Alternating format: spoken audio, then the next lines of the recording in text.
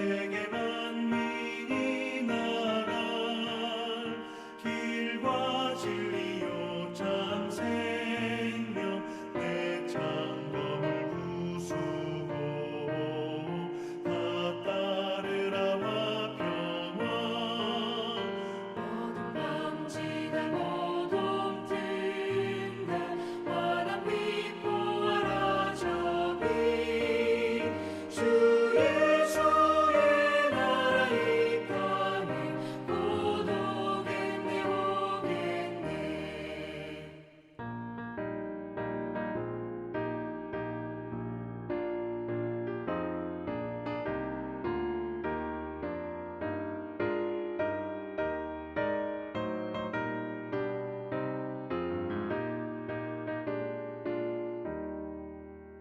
놀라운 이 소식 알리어라 세계 만민을 구하려 내 주 예수를 보내신 참 사랑의 하나님 만 백성이 따르길 어둠 밤지나 모둠 든다 환한 빛 보아라 저비 주 예수의 나라 이 땅에 곧 오겠네 오겠네.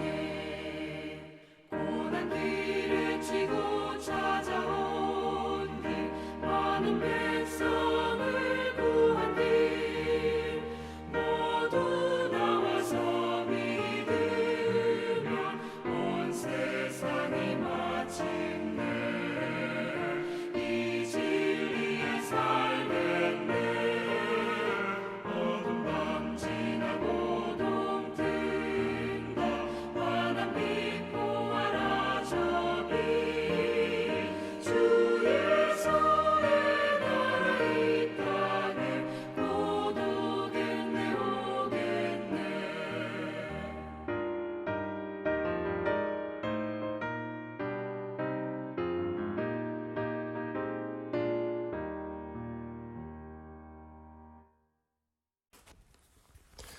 오늘 함께 볼 말씀은 누가복음 13장 22절에서 35절 말씀입니다. 신약 누가복음 13장 22절에서 35절 말씀입니다.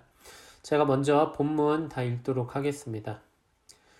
예수께서 각성 마을로 다니사 가르치시며 예루살렘으로 여행하시더니 어떤 사람이 여짜오되 주여 구원을 받는 자가 적으니이까 그들에게 이르시되 좁은 문으로 들어가기를 힘쓰라. 내가 너희에게 이르노니 들어가기를 구하여도 못하는 자가 많으리라.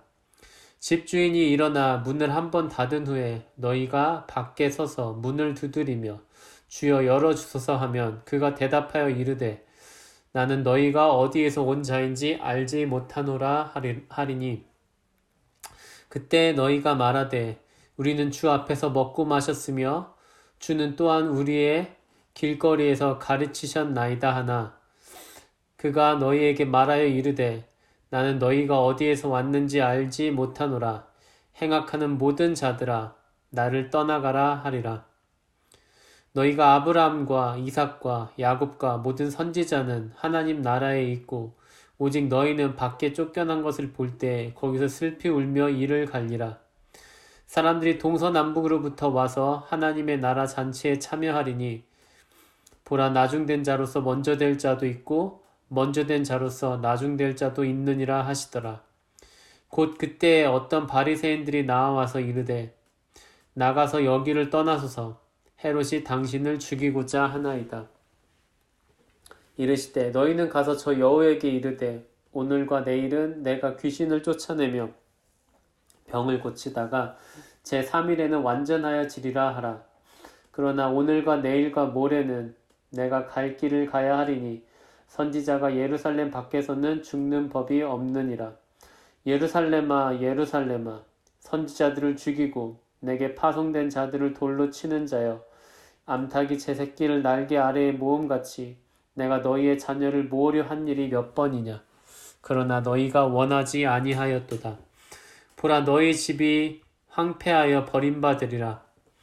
내가 너희에게 이르노니 너희가 주의 이름으로 오시는 이를 찬송하리로다 할 때까지는 나를 보지 못하리라 하시니라. 아멘. 좁은 문의 비유는 우리에게 익숙한 가르침이면서 우리를 가장 부담스럽게 하고 혼란스럽게 만드는 가르침이라고 생각됩니다. 사실 아주 단순하게 생각해보면 우리가 구원을 받는 것은 아주 쉬운 것이기 때문입니다. 예수님께서 우리가 행한 모든 죄를 짊어지시고 우리가 받아야 할 죄에 대한 값을 죽으심으로 다 치르셨기 때문에 우리는 그저 예수님께서 우리를 위해 행하신 일만 믿고 그분이 가져다 주시는 구원을 아주 손쉽게 얻을 수 있기 때문입니다. 그렇게 우리가 구원을 이해하는 바에 따르면 좁은 문의 비유는 우리를 너무 부담스럽게 하고 혼란스럽게 하는 가르침이 되는 것입니다. 좁은 문의 비유는 구원을 받는 것이 그렇게 쉽지 않다고 말하기 때문입니다. 그리고 좁은 문이 정확히 어떤 것을 가리키는지에 대해서 정확히 알아내기도 쉽지 않습니다. 예수님은 좁은 문이 무엇인지에 대하여 구체적으로 설명을 하시지는 않았기 때문입니다. 우리가 그나마 확실히 알 수 있는 것은 예수님이 그 좁은 문의 주인이시기 때문에 그분만이 그것을 닫고 열 수 있다는 것과 또 예수님을 잘 따르는 사람만이 그 문 안으로 들어갈 수 있다는 사실 뿐입니다. 그래서 우리는 희미하게나마 좁은 문이 뜻하는 바를 조심스럽게 생각해 봐야 합니다. 예수님을 잘 따른다는 것은 예수님께서 가르치시고 보이신 것을 잘 듣고 실천한다는 말이 될 것입니다. 오늘 본문에는 예수님과 함께 먹고 마시며 또 그분의 가르침을 길에서 들었던 사람들이 나옵니다. 하지만 예수님은 그들을 모른다고 하시고요. 또 행악하는 자들이라고 말씀하십니다. 그것은 예수님과 물리적으로 가까이 있거나 시간과 공간을 공유한 것으로는 예수님을 따른 것이라고 말할 수 없다는 것입니다. 또 그저 예수님의 가르침을 말 그대로 듣기만 한 것으로는 예수님을 잘 따른 것이라고 말할 수 없다는 것입니다. 오늘 본문에 따르면 예수님을 믿고 따르는 것은 분명 어떤 실천을 요구합니다. 무엇에 대한 실천일까요? 그것은 바로 예수님께서 행하신 일을 본받아서 우리도 그 일을 해나가야 되는 것입니다. 결론부터 말씀드리자면 예수님께서 행하신 것은 바로 사랑입니다. 다른 사람들의 유익을 위해 자신은 큰 고통을 감내하는 사랑 말입니다. 예수님께서 하신 일에 비추어 좀 더 구체적으로 말하자면 다른 사람들이 생명에 이를 수 있도록 하기 위해 자신은 죽음에 이른 것입니다. 예수님은 마지막에 예루살렘에 대한 한탄을 하십니다. 예루살렘은 오랜 역사 가운데 하나님의 성전이 있었던 곳입니다. 예수님 당시에도 하나님의 성전이 있었죠. 하나님의 성전이 그곳에 오랫동안 있었기 때문에 모든 이스라엘 사람들은 그곳을 보며 자신들은 항상 하나님과 함께하고 있고 하나님의 복을 변함없이 받을 것이란 막연한 생각을 가졌습니다. 하지만 그러면서도 그들은 하나님께서 그분의 백성들에게 원하시는 사랑의 실천을 명하시는 것에 대해서는 전혀 따르지 않았습니다. 더 나아가 그들은 하나님의 사랑의 명령에 따르지 않는 자신들을 질책하는 선지자들을 핍박하고 죽이기까지 했습니다. 예수님은 그러한 모든 것을 아시면서도 하나님이셨지만 이 땅에 사람으로 오셨고 모든 사람들이 사랑의 길로 향하며 참된 구원을 얻기를 바라셨습니다. 하지만 그들은 이제 예수님께도 그들이 옛날에 선지자들에게 했던 일을 동일하게 행하려고 합니다. 예수님은 그렇게 죽기까지 이스라엘에게 구원을 주시려고 했던 것입니다. 좁은 문은 사랑의 문입니다. 사랑의 열매는 고귀하지만 그 열매를 맺는 과정은 큰 수고와 고통이 따릅니다. 예수님께서 우리를 구원하기 위해 보이신 사랑은 자신의 죽음까지도 감내하신 것이었습니다. 헤롯에 대한 이야기도 나오는데 헤롯이 예수님을 죽이려고 했다라는 말이 나옵니다.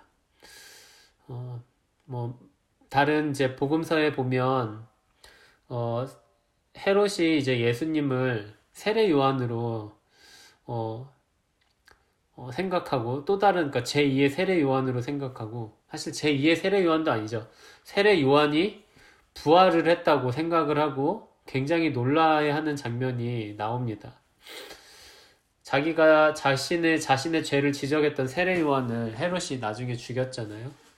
그러고 나서 또 예수님께서 또 예수님이라는 사람이 등장해서 세례 요한만큼 많은 사람들에게 인기를 끌고 또 그보다 더 큰 능력을 많은 사람들에게 보여주고 있다라는 것을 알게 되고 이제 헤롯은 세례 요한을 죽였던 헤롯은 굉장히 깜짝 놀라합니다.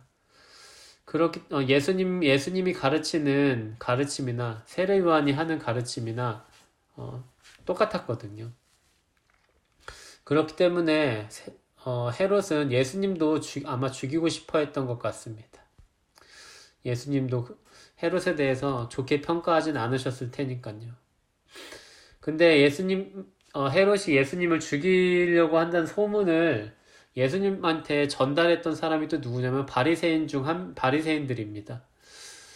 어떨 때는 바리새인들이 예수님을 좀 존중해 주는 것 같기도 하지만 대부분 예수님과 바리새인들이 나오는 이야기들을 성경에서 나오는 이야기를 살펴보면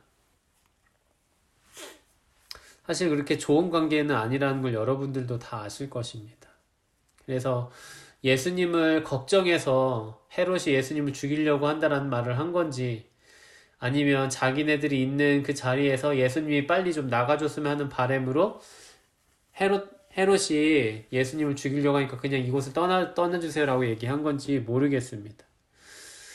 어쨌든 예수님께서는 이런 식으로 이 땅에 사람으로 오셨을 때 이런 식으로 온갖 무시와 고통을 당하셨고 또 좋은 대우를 받지 못하셨습니다. 왜 하나님이신 예수님께서는 그러한 모든 것들을 다 아시면서도